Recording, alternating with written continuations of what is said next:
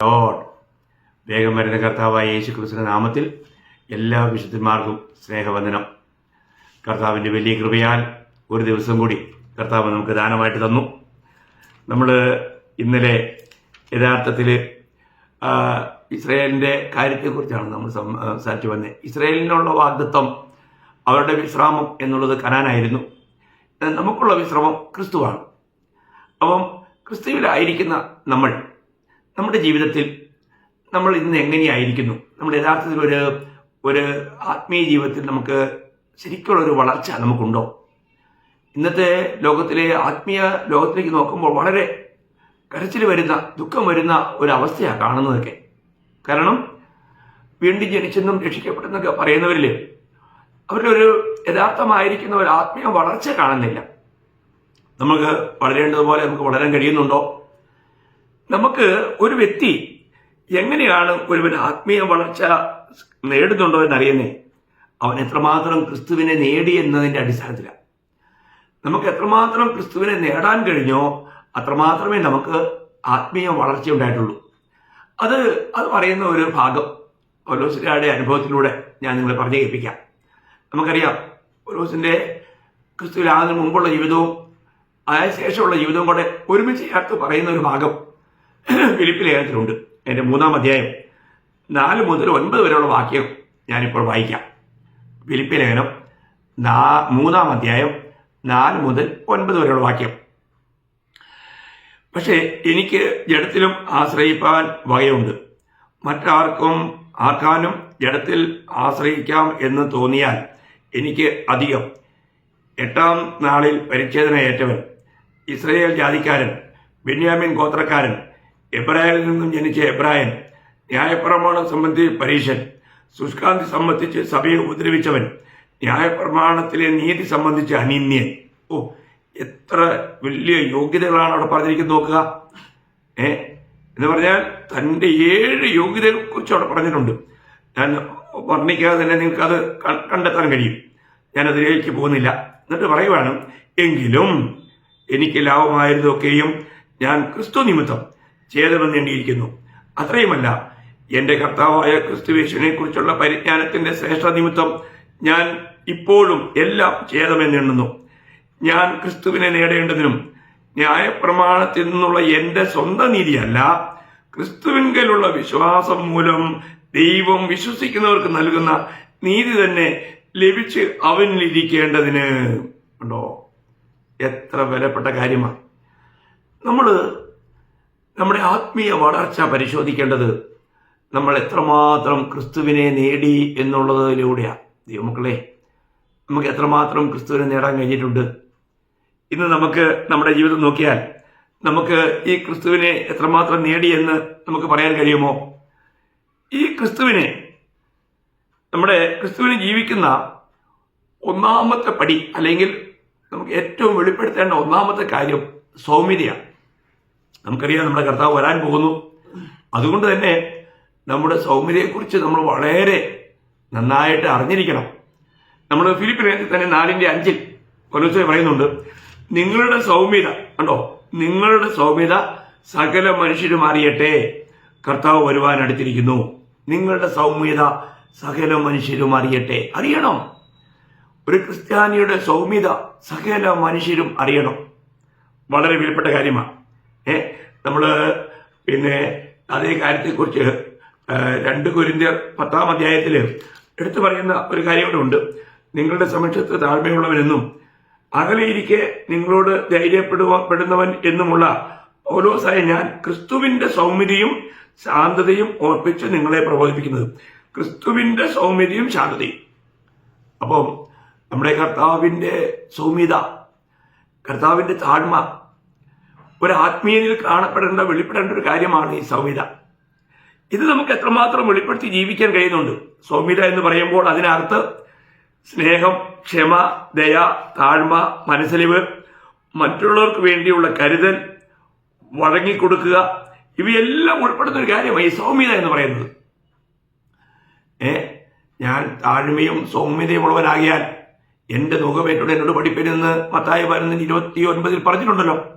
അപ്പോൾ ഈ സൗമ്യത എന്ന് പറയുന്നതിനകത്ത് അടങ്ങിയിരിക്കുന്ന കാര്യങ്ങൾ എന്തൊക്കെയാണ്? ഈ പറഞ്ഞ സ്നേഹം, ക്ഷമ, ദയ, താഴ്മ, മനസ്സലിവ്, മറ്റുള്ളവർക്ക് വേണ്ടിയുള്ള കരുതൽ, വഴങ്ങൽ, ഇത്രയും കാര്യങ്ങൾ. ഇന്ന് നമുക്കറിയാം, ഇന്ന് അനേക കുടുംബ ജീവിതങ്ങളും ശിഥിലമാകാൻ കാരണം അവിടെ സൗമ്യതയുമില്ല എന്നുള്ളതാണ്. എന്നാ ഒരു നല്ല ഭർത്താവായിരിക്കുവാൻ വേണ്ട ഏറ്റവും നല്ല ഗുണം അവൻ സൗമ്യനാണോ എന്നുള്ള പരിശോധനയാണ്. ഒരു നല്ല ഭാര്യ ആയിരിക്കാനുള്ള ഏറ്റവും നല്ല ഗുണം അവൾ സൗമ്യതയുള്ളവളാണോ എന്നുള്ളത് അറിഞ്ഞാൽ മതി. ഒരു നല്ല ഒരു പൈതൽ, ഒരു മാതാപിതാക്കൾ ഒരു നല്ല കുട്ടിയാണോ എന്നറിയണമെങ്കിൽ അവൾ അല്ലെങ്കിൽ അവൻ സൗമ്യതയുള്ളവനാണോ എന്നറിഞ്ഞാൽ മതി.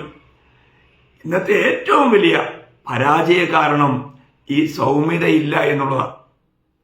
അപ്പോൾ നമ്മൾ സൗമ്യതയുള്ളവരായിരിക്കണം. നമ്മൾ ഒരു ആത്മീയനാണെങ്കിൽ അവർ സൗമ്യതയുള്ളവരായിരിക്കണം. ഈ ഒരു ഗുണമാണ് ഒരു യഥാർത്ഥ ആത്മീയനിൽ നിന്നും ദൈവം പ്രതീക്ഷിക്കുന്നത്. അപ്പോൾ നമ്മൾ നമ്മുടെ മാനുഷിക ജീവന് മരിച്ച് ദൈവിക ജീവൻ ജീവിക്കുമ്പോൾ മാത്രമേ നമുക്ക് ഈ സൗമ്യത വെളിപ്പെടുത്താനും കഴിയൂ. അതുകൊണ്ടാണ് ഞാൻ എപ്പോഴും മിക്കവാറും വായിപ്പിക്കാറുള്ള ഒരു ഭാഗമാണ് ഗലാത്യലേഖനം 2-ാം അധ്യായം അതിന്റെ 20-ാം വാക്യം. നിങ്ങൾക്കത് നല്ല ബൈഹാർട്ടായി കാണും. ഞാൻ ക്രിസ്തുവിനോടുകൂടെ ക്രൂശിക്കപ്പെട്ടിരിക്കുന്നു, ഇനി ജീവിക്കുന്നത് ഞാനല്ല, ക്രിസ്തു അത്രേ എന്നെ ജീവിക്കുന്നു. അപ്പോൾ അതാണ് ആ വിഷയം. അപ്പോൾ ക്രിസ്തു എന്നെ ജീവിക്കുക, ഞാനല്ല. അപ്പൊ ഇവിടെ സംഭവിച്ചെന്താന്ന് വെച്ചാൽ നമ്മുടെ ജീവിതത്തിൽ നമ്മുടെ മാനുഷിക ജീവന് നാം മരിക്കണം, ദൈവിക ജീവനിൽ നാം ജീവിക്കണം. അതാണ് ദൈവം ആഗ്രഹിക്കുന്നത്. ഇന്ന് ഒരു യഥാർത്ഥ ഒരു വിശുദ്ധന്റെ ആത്മീയ ജീവിതത്തിന്റെ വെളിപ്പെടേണ്ടത് ദൈവിക ജീവനാണ്. നമുക്കറിയാമല്ലോ, നമ്മൾ കൊളോസ്യ ലേഖനം 3-ാം അധ്യായം 3-4 വാക്യം വായിക്കുമ്പോൾ കർത്താവിനോടുകൂടെ ഉയർപ്പിക്കപ്പെട്ട ഒരു വിശുദ്ധന്റെ ജീവിതത്തിന്റെ അവന്റെ ജീവൻ ഇന്ന് എങ്ങനെയായിരിക്കുന്നു, ഇന്ന് അവനിൽ വ്യാപരിക്കുന്ന ജീവൻ ഏത് ജീവനാണ് എന്നത് വെളിപ്പെടുത്തുക. അതിന്റെ 3-4 നിങ്ങൾ മരിച്ച് നിങ്ങളുടെ ജീവൻ ക്രിസ്തുവിനോടുകൂടെ ദൈവത്തിൽ മറഞ്ഞിരിക്കുന്നു. നമ്മുടെ ജീവനായ ക്രിസ്തു വെളിപ്പെടുമ്പോൾ നിങ്ങളും അവനോടുകൂടെ തേജസ്സിൽ വെളിപ്പെടും. അപ്പോൾ നമ്മുടെ പഴയ ജീവൻ ക്രിസ്തുവിനോടുകൂടെ ഇപ്പോൾ ദൈവത്തിൽ മറഞ്ഞിരിക്കുന്നു. പിന്നെ നമുക്കിപ്പോൾ ലഭിച്ചിരിക്കുന്നത് ഇപ്പോഴത്തെ നമ്മുടെ ജീവൻ ക്രിസ്തുവാണ്. ക്രിസ്തുവിന്റെ ജീവനാൽ ജീവിക്കുന്ന ഒരു ജീവിതമാണ് ക്രിസ്തീയ ജീവിതം, ഒരു യഥാർത്ഥ ആത്മീയ ജീവിതം എന്നുള്ളതാണ് നമ്മൾ മനസ്സിലാക്കേണ്ടത്. അപ്പൊ ഇത് ക്രിസ്തു നമ്മളിൽ ഉണ്ടെങ്കിലേ ഈ അനുഭവം ഉണ്ടാവൂ, അത് മറക്കരുത്. കാരണം ഇതൊരു പാക്കേജായിട്ട് ദൈവം നമ്മളുടെ പ്രത്യേകം വെച്ചിരിക്കുകയല്ല. ക്രിസ്തു തന്നെ നമ്മളിൽ ജീവിച്ചുകൊണ്ട് ആ ജീവനിൽ ജീവിക്കുന്ന ഒരു കൂട്ടായ്മ ജീവിതമാണ് യഥാർത്ഥ ക്രിസ്തീയ ജീവിതം. നമ്മൾ 1 യോഹന്നാൻ 5-ാം അധ്യായം അതിന്റെ 11-ഉം 12-ഉം വാക്യം വായിക്കുമ്പോൾ നിങ്ങൾക്ക് എന്നോടൊപ്പം വരാൻ കഴിയുന്നുണ്ടോ? എല്ലാവർക്കും ഇതൊക്കെ കേൾക്കുമ്പോൾ ഉടനെ ബൈബിൾ എടുത്ത് മറിച്ച് നോക്കാൻ വിഷമമുണ്ടാകും. നിങ്ങൾ ആ റെഫറൻസ് ഒക്കെ ഒന്ന് നോട്ട് ചെയ്തിട്ട് പിന്നെ എടുത്ത് വായിച്ചാലും മതി. ഞാൻ സമയക്കുറവുകൊണ്ട് ഇച്ചിരി തിരക്കിൽ അല്ലെങ്കിൽ ഫാസ്റ്റായിട്ട് പറയുന്നേ ഉള്ളൂ, ക്ഷമിക്കണം കേട്ടോ. അപ്പോൾ ഇവിടെ വായിക്കുന്നത്, ആ സാക്ഷ്യമോ ദൈവം നമുക്ക് നിത്യജീവൻ തന്നു, ആ ജീവൻ അവന്റെ പുത്രനിലുണ്ട് എന്നുള്ളത് തന്നെ. പുത്രനുള്ളവന് ജീവനുണ്ട്, ദൈവപുത്രൻ ഇല്ലാത്തവന് ജീവനില്ല. അപ്പൊ ഇന്ന് പുത്രൻ നമുക്കുണ്ടോ? കർത്താവ് നമ്മളിലുണ്ടോ? ഇതാണ് നമ്മൾ മനസ്സിലാക്കണ്ടേ. അങ്ങനെ പുത്രനുണ്ടെങ്കിൽ അവരിൽ ജീവനുണ്ട്. യഥാർത്ഥ ജീവൻ, നിലനിൽക്കുന്ന ജീവൻ അല്ലെങ്കിൽ നിത്യജീവൻ, അത് ദൈവത്തിന് മാത്രമുള്ള ജീവനാണ്. ആ ജീവനെയാണ് നമ്മൾ രക്ഷിക്കപ്പെട്ടപ്പോൾ ദൈവം നമുക്ക് തന്നത്. അത് കർത്താവ് നമ്മളിലേക്ക് വരികയില്ലേ, അല്ലെങ്കിൽ കർത്താവ് നമ്മളിൽ ജനിക്കുകയില്ലേ. ആ ജീവനെ കുറിച്ചാണ് പറയുന്നത്. ആ ജീവനാൽ ജീവിക്കുന്ന ജീവിതമാണ് യഥാർത്ഥമായിരിക്കുന്ന ആത്മീയ ജീവിതം. അപ്പം നമ്മുടെ സ്വയം എപ്പോഴും ഇല്ലാതാകണം. നമ്മൾ കർത്താവിനുള്ള വിളിയും തിരഞ്ഞെടുപ്പും കർത്താവിനെ അനുഗമിക്കുന്നതും ഒക്കെ നമ്മൾ ശരിക്കും മനസ്സിലാക്കേണ്ട ഒരു കാര്യമാണ്. കർത്താവ് തന്നെ അനുഗമിക്കുന്നതോട് പറഞ്ഞ വാക്യം നിങ്ങൾക്ക് ഓർമ്മയുണ്ടാവും. മത്തായിയുടെ സുവിശേഷം 16-ാം അധ്യായം അതിന്റെ 24-ാം വാക്യം. പിന്നെ യേശു ശിഷ്യന്മാരോട് പറഞ്ഞത്, ഒരുത്തൻ എന്റെ പിന്നാലെ വരുവാൻ ഇച്ഛിച്ചാൽ തന്നെ താൻ ത്യജിച്ച് തന്റെ ക്രൂശെടുത്ത് എന്നെ അനുഗമിക്കട്ടെ. അപ്പോൾ ഒരുത്തൻ എന്നെ അനുഗമിക്കാൻ ഇച്ഛിച്ചാൽ, വളരെ കാര്യമല്ലേ. ഇന്നും നമ്മൾ ക്രിസ്ത്യാനി എന്ന് പറഞ്ഞാൽ ക്രിസ്തുവിനെ അനുഗമിക്കുന്നവൻ എന്നതിന്റെ അർത്ഥം.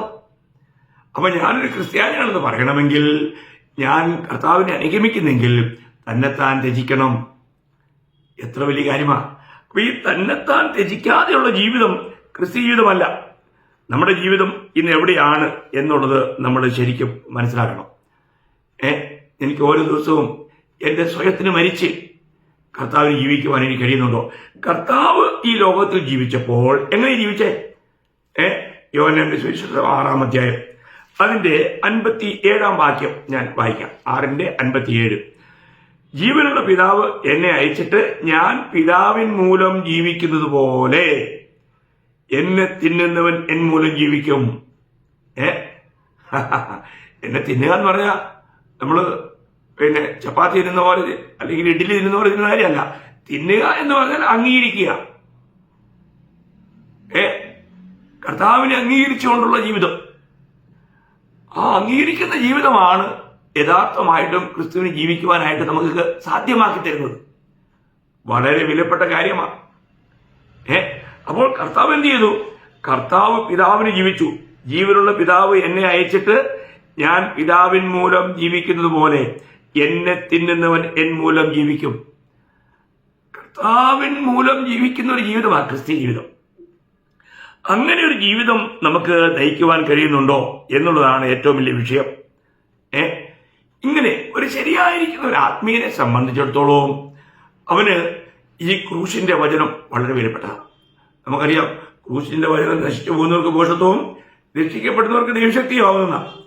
അപ്പൊ ഇത് പറയുമ്പോൾ ഇത് നമ്മൾ ഒന്നിന്റെ പയനത്തിൽ വായിക്കുന്നു. ക്രൂശിന്റെ വചനം നശിച്ചു പോകുന്നവർക്ക് ഭോഷത്വവും രക്ഷിക്കപ്പെടുന്ന നമുക്കോ ദൈവശക്തിയുമാവുന്നു. ഇനി അതിന് 23-ാം വാക്യം ശ്രദ്ധിക്കണം. ഞങ്ങളോ ക്രൂശിക്കപ്പെട്ട ക്രിസ്തുവിനെ പ്രസംഗിക്കുന്നു. യഹൂദന്മാർക്ക് ഇടർച്ചയും ജാതികൾക്ക് ഭോഷത്വമെങ്കിലും യഹൂദന്മാരാകട്ടെ യവനന്മാരാകട്ടെ വിളിക്കപ്പെട്ട ഏവർക്കും ദൈവശക്തിയും ദൈവജ്ഞാനവുമായ ക്രിസ്തുവിനെ തന്നെ. ഉണ്ടോ? അതാ ക്രൂശിക്കപ്പെട്ട വചനത്തിന്റെ പ്രത്യേകത. അത് നമ്മളെ രക്ഷിക്കാൻ കഴിയുന്ന ദൈവശക്തിയാണ്. എന്നാൽ ഈ ലോകത്തിലെ ജനങ്ങൾക്ക് അത് വേണ്ട.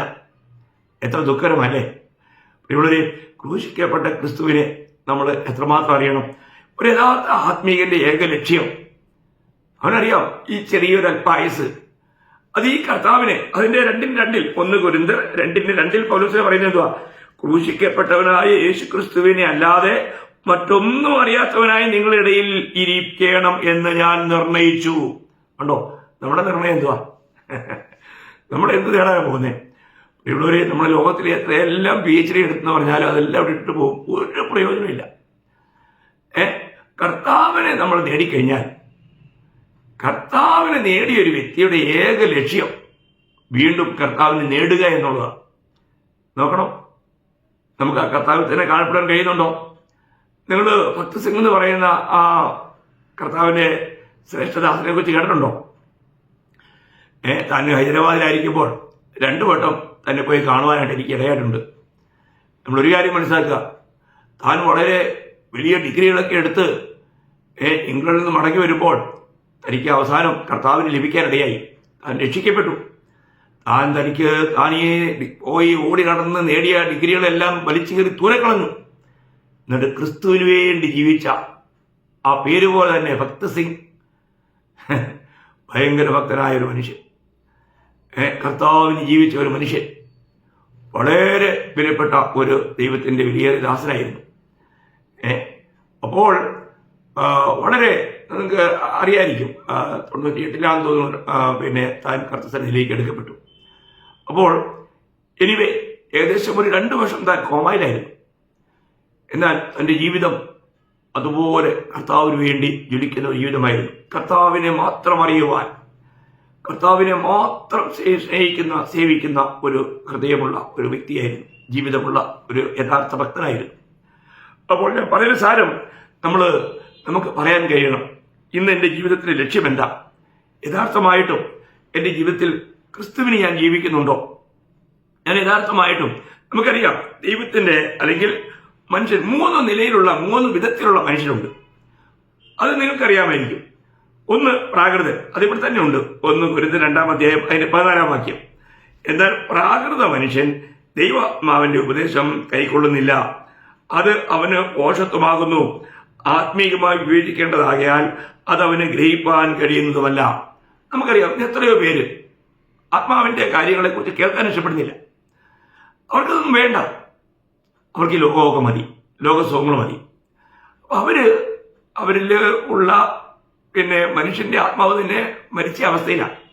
അവരെക്കുറിച്ച് യൂദായുടെ ലേഖനത്തിൽ ഒരു പ്രത്യേക ശബ്ദം എടുത്തു പറയുന്നുണ്ട്. ഞാനൊന്ന് വായിച്ചേൽപ്പിക്കാം. അതിന്റെ 19 വാക്യമാണ്. അവർ ഭിന്നത ഉണ്ടാക്കുന്നവർ, പ്രാകൃതന്മാർ, ആത്മാവില്ലാത്തവർ. അവരെക്കുറിച്ച് പറഞ്ഞിരിക്കുകയാണ്, അവർ ഭിന്നത ഉണ്ടാക്കുന്നവർ, പ്രാകൃതന്മാർ, ആത്മാവില്ലാത്തവർ. നോക്കണം, ഇതാണ് ഒരു കൂട്ടം ജനം. മറ്റൊരു കൂട്ടം ജനങ്ങളുണ്ട്, അവരെക്കുറിച്ച് പറയുന്നത് ജഡീകരണം. അതേ 1 കൊരിന്ത്യർ അതിന്റെ 3-ാം അധ്യായം 1 മുതൽ 3 വരെ. എന്നാൽ സഹോദരന്മാരെ, നിങ്ങളോട് എനിക്ക് ആത്മീയരോട് എന്ന പോലെ അല്ല, ജഡീകരോട് എന്ന പോലെ, ക്രിസ്തുവിൽ ശിശുക്കളായവരോട് എന്ന പോലെ അത്രേ സംസാരിക്കാൻ കഴിഞ്ഞുള്ളൂ. ഭക്ഷണമല്ല പാലത്രേ ഞാൻ നിങ്ങൾക്ക് തന്നത്.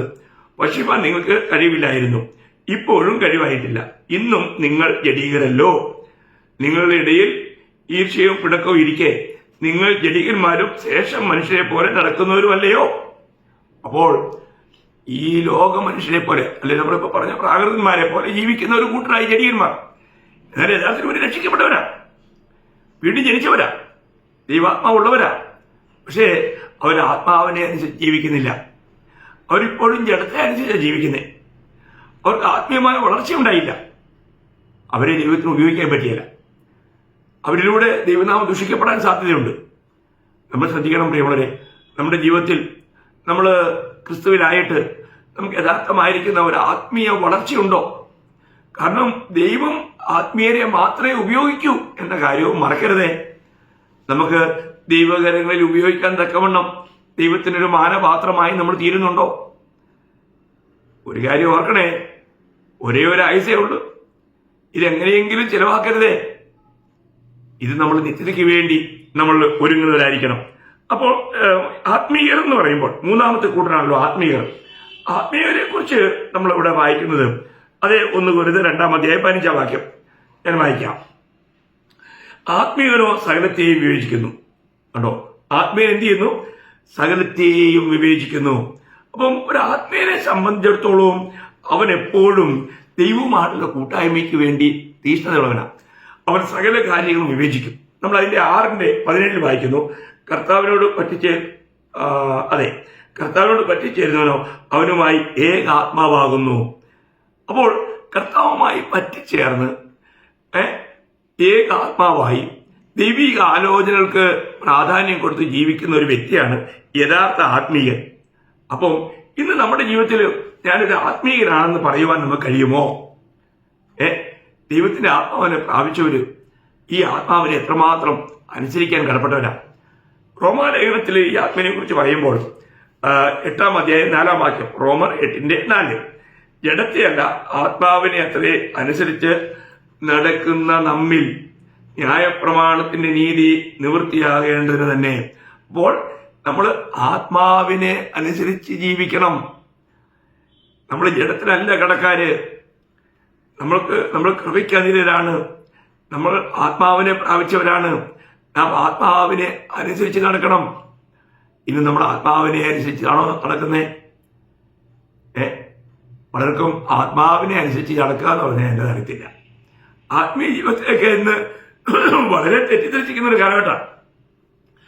പലരും ആത്മീയർ എന്നൊക്കെ പറഞ്ഞു കഴിഞ്ഞാൽ കുറച്ച് അന്യഭാഷ പറയുന്നവരൊക്കെ ആത്മീയരെന്നൊക്കെ ചിലരുടെ ഒരു നാട്യം. ഇതിനേക്കാളും വലിയൊരു വഞ്ചന ഇന്നില്ല. ഇന്ന് പാകപ്പാടെ അതൊക്കെ നമ്മൾ പിന്നാലെ വരുന്ന ക്ലാസ്സുകളിൽ നമ്മൾ ശ്രദ്ധിക്കും. നമ്മളൊരു കാര്യം മനസ്സിലാക്കണം പ്രിയമുള്ളവരെ, നമ്മൾ ആത്മാവിനാൽ നടത്തപ്പെടുന്നുണ്ടോ? അതിന്റെ 14-ാം വാക്യത്തിൽ പറയുന്നുണ്ട്, റോമർ 8:14, ദൈവാത്മാവ് നടത്തുന്നവരേവരും ദൈവത്തിന്റെ മക്കളാകുന്നു. അപ്പൊ ദൈവത്തിന്റെ ആത്മാവിനാൽ നടത്തപ്പെടുന്ന ഒരനുഭവം. അപ്പൊ അതിന്റെ അർത്ഥം ആ ജഡീകന്മാർ അങ്ങനെയല്ലേ? അവർ കൈക്കൊണ്ടവരാ, അവർ ദൈവമക്കളാ, പക്ഷെ അവർ ജഡീകന്മാരാ. അവരെ ഒരിക്കലും ദൈവത്തിന് ഉപയോഗിക്കാൻ പറ്റുന്നില്ല. എന്നാൽ ആത്മീയനാണെങ്കിൽ അവരെ ദൈവത്തിന് ഉപയോഗിക്കാൻ പറ്റും.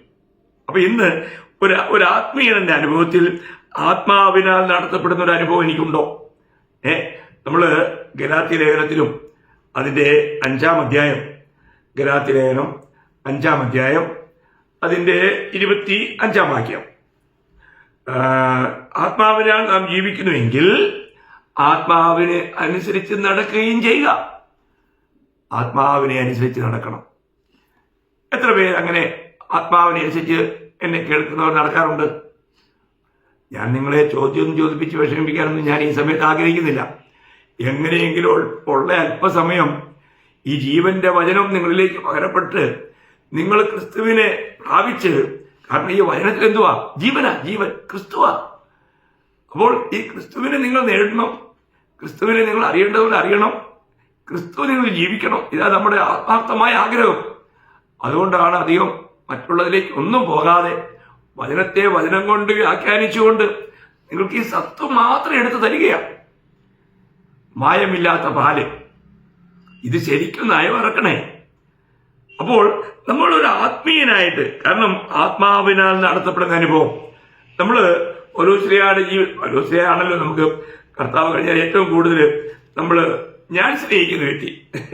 എല്ലാവരും എനിക്ക് സ്നേഹമുണ്ട്, എങ്കിലും ഞാൻ കൂടുതൽ ബഹുമാനിക്കുകയും ആദരിക്കുകയും ചെയ്യുന്ന വ്യക്തിയാണ്. അപ്പൊ തന്റെ ഒരു അനുഭവം അവിടെ പറയുകയാണ്. നമ്മൾ അപ്പോസ്തല പ്രവൃത്തി 20-ാം അധ്യായം 22 മുതൽ 24 വരെ ഒരുപാട് ഭാഗങ്ങളൊക്കെ വായിക്കണം, എങ്കിലും ഇത്രയും മതി ഷോർട്ടായിട്ട്.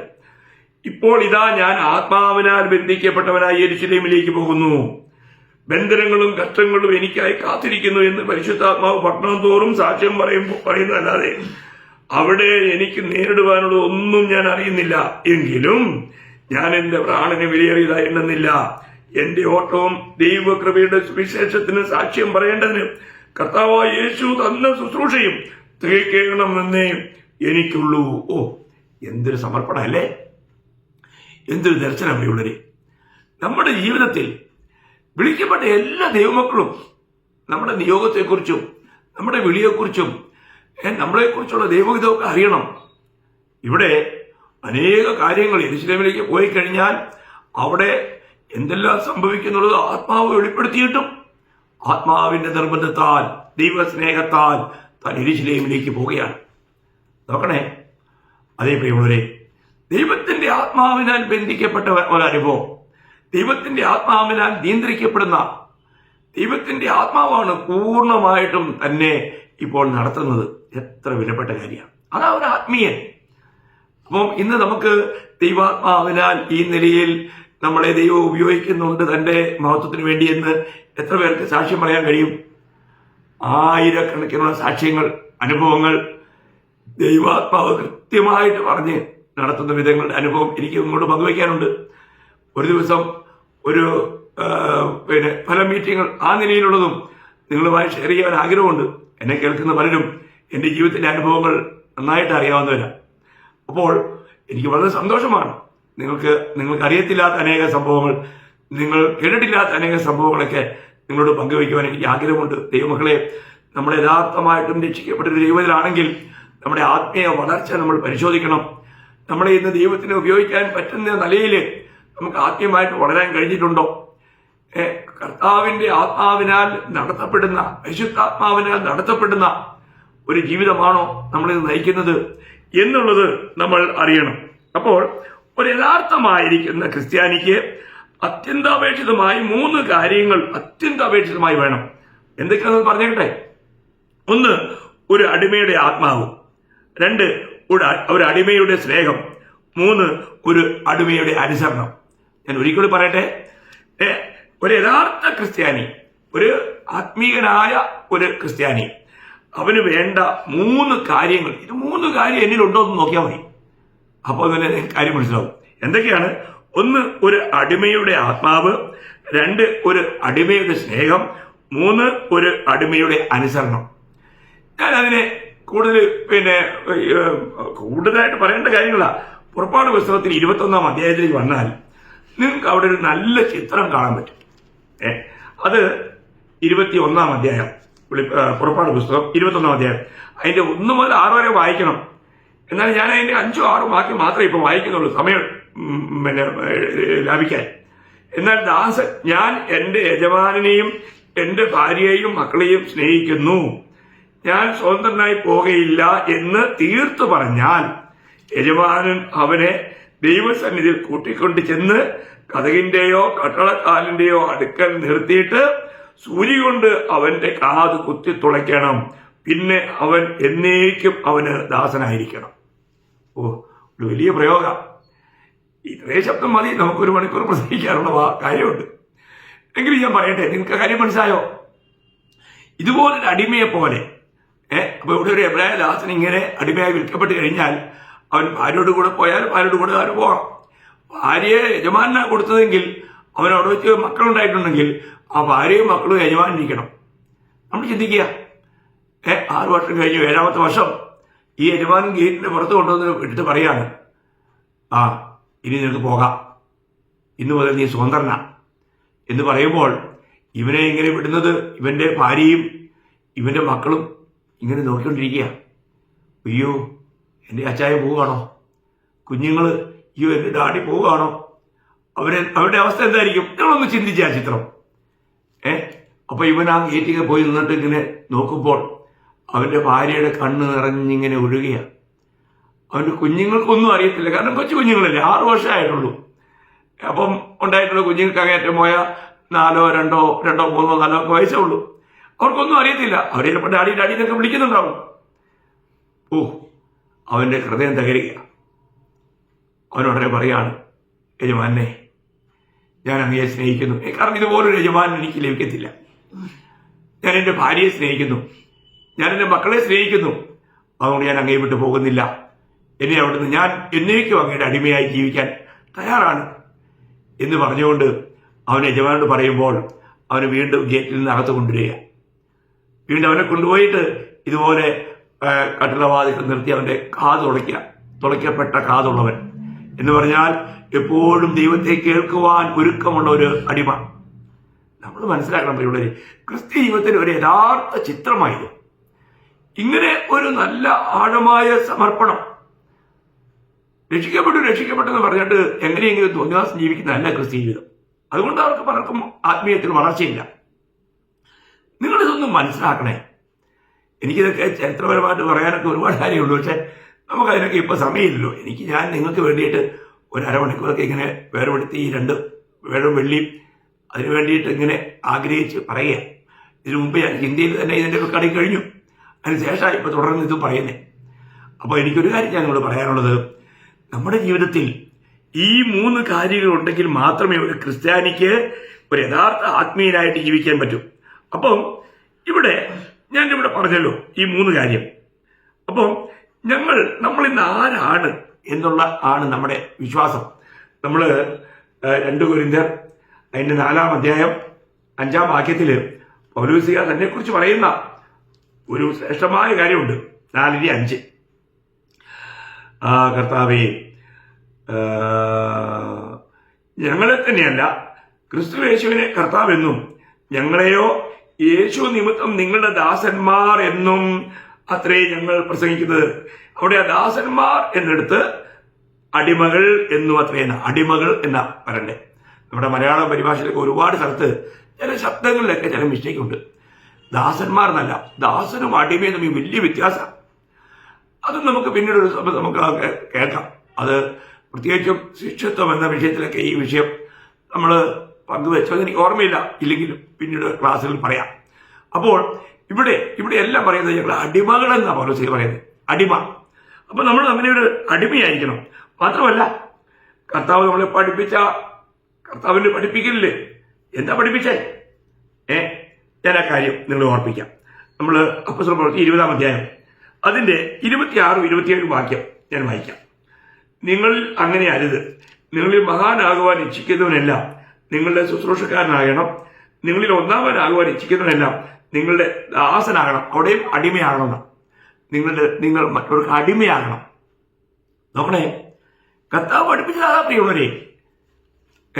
എന്നെ കേൾക്കുന്ന പ്രിയ വിശ്വാസികളെ, ദൈവമക്കളെ, വിശുദ്ധന്മാരെ, നിങ്ങൾക്ക് ഇന്ന് അടിമ മനോഭാവം ഉണ്ടോ? ഞാനൊരു അടിമയാണെന്നുള്ളൊരു മനോഭാവം ഉണ്ടോ? ചിലരെയൊക്കെ കണ്ടു കഴിഞ്ഞാൽ എന്തൊരു ഞങ്ങളെക്കാൾ കവിഞ്ഞാരുമില്ല എന്നുള്ള അഹങ്കാരോ നിങ്ങളോ. നമുക്ക് എത്രമാത്രം നമ്മളെ തന്നെ താഴ്ത്തുവാൻ, നമ്മളൊരു അടിമയായി നമ്മളെ തന്നെ എണ്ണുവാൻ നമുക്ക് കഴിയണം പ്രിയമുള്ളവരെ. നമ്മുടെ കർത്താവ് തന്നെ കാണിച്ചു. അതിന് 28-ാം വാക്യം ഒന്ന് ശ്രദ്ധിച്ചേ. കർത്താവ് പറയുന്നത് എന്തുവാ? മനുഷ്യപുത്രൻ ശുശ്രൂഷ ചെയ്യിപ്പാനല്ല, ശുശ്രൂഷിപ്പാനും അനേകർക്ക് വേണ്ടി തന്റെ ജീവനെ മറുപടിയായി കൊടുപ്പാനും വന്നതുപോലെ തന്നെ. കണ്ടോ, ഒരടിമയെ പോലെ തന്റെ ശിഷ്യന്മാരുടെ കാലുകൾ കഴുകി.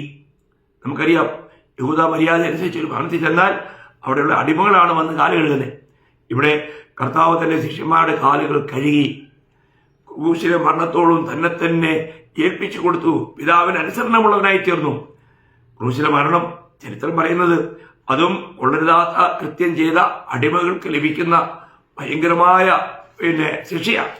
അതുപോലും നമ്മുടെ കർത്താവ് നമുക്ക് വേണ്ടി സഹിച്ചു വരിച്ചില്ലേ പ്രിയമുള്ളവരെ? നമ്മൾ ചിന്തിക്കണം. അപ്പോൾ രക്ഷിക്കപ്പെട്ട ഒരു വിശുദ്ധൻ മനസ്സിലാക്കേണ്ട അത്യന്താപേക്ഷിതമായ ഒരു കാര്യം കൂടെ പറഞ്ഞ് ഞാൻ ഇന്നത്തെ സന്ദേശം അവസാനിപ്പിക്കാം. എനിക്ക് നിർത്താനൊന്നും ആഗ്രഹം ഉണ്ടായിട്ടില്ല, സമയം നോക്കി അങ്ങനെ നിർത്താൻ പോവുകയാണ്. അപ്പം ഞാൻ വീണ്ടെടുത്ത ഒരു വ്യക്തി 3 കാര്യങ്ങൾ ഉൾക്കൊള്ളണം. നമ്മൾ വീണ്ടെടുക്കപ്പെട്ടവരല്ലേ അല്ലേ? നമുക്കറിയാമല്ലോ. നമ്മൾ 1 പത്രോസ് അതിന്റെ 1-ാം അധ്യായം അതിന്റെ 18-ഉം 19-ഉം വാക്യം വായിക്കുമ്പോൾ വ്യർത്ഥവും പിതൃപാരമ്പര്യമായി നിങ്ങളുടെ നടപ്പിൽ നിന്നും നിങ്ങളെ വീണ്ടെടുത്തിരിക്കുന്നത്, നിങ്ങളെ വീണ്ടെടുത്തു. അത് എങ്ങനെയാണ്? പൊന്ന് വെള്ളി മുതലായി അഴിഞ്ഞു പോകുന്ന വസ്തുക്കളെ കൊണ്ടല്ല, ക്രിസ്തു എന്ന നിർദോഷവും നിഷ്കളങ്കവുമായ കുഞ്ഞാടിന്റെ വിലയേറിയ രക്തം കൊണ്ടത്രേ എന്ന് നിങ്ങൾ അറിയുന്നുവല്ലോ. അപ്പോൾ നമ്മൾ വീണ്ടെടുക്കപ്പെട്ടവരാ. വീണ്ടെടുക്കപ്പെട്ടു എന്ന് പറയുമ്പോൾ തന്നെ ആ ശബ്ദം എത്ര ആഴമുള്ളതാ. ഒരിക്കൽ സ്വന്തമായിരുന്നത് നഷ്ടപ്പെട്ടു, അത് വീണ്ടും താൻ എടുത്തു എന്നാ പറഞ്ഞതിന് സാരം.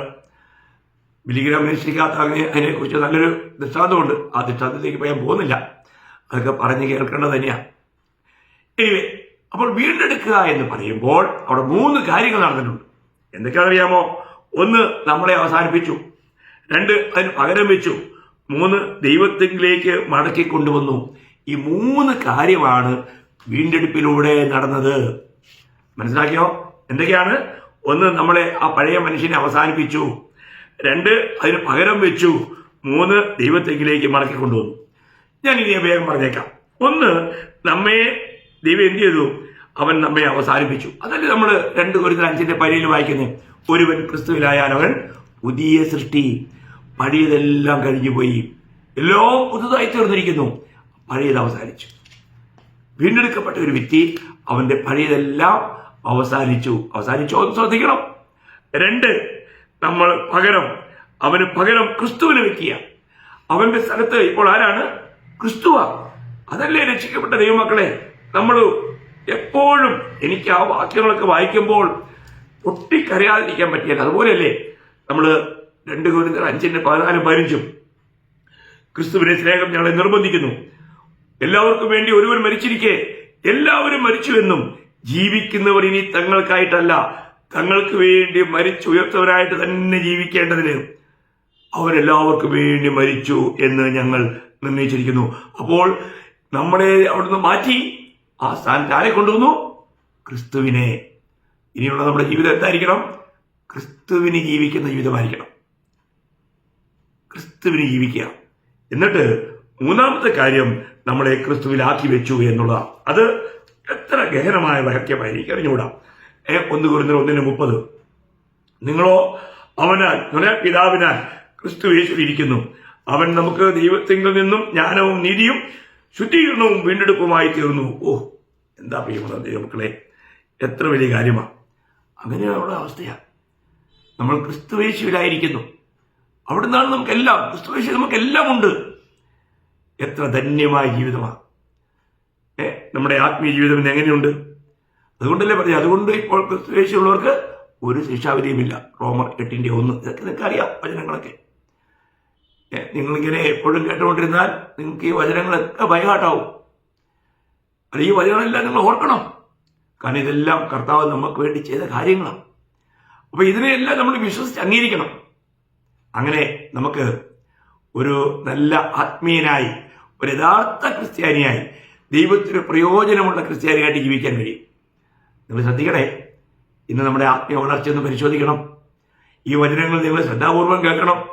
ഞാൻ പറഞ്ഞ ഈ റെഫറൻസുകളൊക്കെ എടുത്ത് ഒന്നുകൂടെ എഴുതി വെച്ച് അതൊക്കെ വായിച്ച് ധ്യാനിച്ച് അയവർക്കണം. എല്ലാവരും ക്രിസ്ത്യാനിരൂപരായി തീരട്ടെ. ഈ തലമുറയിൽ കർത്താവിന് നിങ്ങൾ പ്രയോജനമുള്ളതായി തീരട്ടെ. വളരെ തീഷ്ണതയുള്ളവരായി, എരിവുള്ളവരായി തീരട്ടെ. കർത്താവ് തന്റെ മഹത്വത്തിന് വേണ്ടി നിങ്ങളെ ഉപയോഗിക്കുമാറാകട്ടെ. ഈ വലിയ ഒരു ആശംസയോടും ഈ വലിയൊരു പ്രാർത്ഥനയോടും കൂടി ഇന്നത്തെ സന്ദേശം ഞാൻ ഇവിടെ അവസാനിപ്പിക്കുന്നു. കർത്താവിന് മാത്രം മഹത്വം ലഭിക്കട്ടെ. എല്ലാ മഹത്വവും കർത്താവിന് അർപ്പിക്കുന്നു. ആമേൻ.